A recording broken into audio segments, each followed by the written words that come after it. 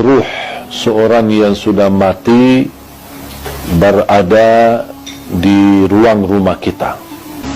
Ada yang berkata selama 3 malam, ada yang sampai 40 malam. Kasihanlah, ruhnya lagi diam di rumah, jasadnya di kuburan. Terus ngapain jasadnya di situ, kasihan sendirian?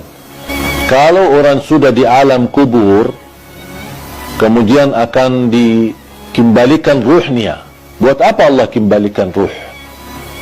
Supaya proses langkah awal hisab. Tapi hisab yang masih istilahnya ringan, menghadap mungkar nakir. Ada beberapa pertanyaan yang perlu kita jawab saat menghadapi mungkar nakir.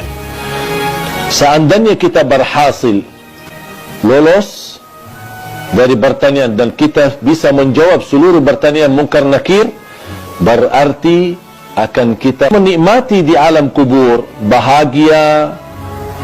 Kuburan kita menjadi raudhatul min riyadil jannah, taman dari taman surga. Buat apa ruh kita keluar dan diam di rumah kita selama 40 malam? Sebaliknya, kalau kita tidak lulus untuk menjawab pertanyaan mungkar nakir, berarti kita akan menghadapi kesiksaan yang amat pedih di dalam kubur. Dan tidak mungkin orang itu saat disiksa masih nyawanya bisa jalan-jalan kemana-mana, termasuk mampir ke rumah dan diam di rumah selama 40 malam. Itu semuanya hanya diperkirakan atau berkataan orang, tapi tidak ada dalil pun di dalam Quran atau hadis ruh kita akan diam di rumah kita selama sekian malam. Ruh kita berada di dalam tubuh badan kita saat kita dikuburkan. Allah kembalikan ruh kita akan menghadapi mungkar nakir.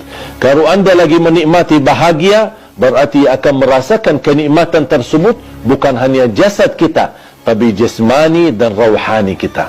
Kalau ruh kita terpisah dan dia diam di rumah untuk melihat kondisi dan keadaan di rumahnya, bagaimana keluarganya. Terus kalau ada di antara keluarga, ketika ada ruh seorang meninggal, dia masuk ke rumahnya, ternyata istrinya dan nangis setiap malam, pasti dia sakit ruh.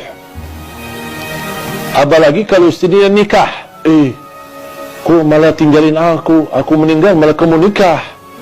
Berarti ruhnya lagi sibuk urusan keluarga. Ini semuanya tidak masuk akal. Makanya jemaah sekalian, jangan terlalu percaya hal-hal yang aneh-aneh. Kalau kita bahagia di alam kubur, berarti ruh kita akan disibukkan dengan kebahagiaan.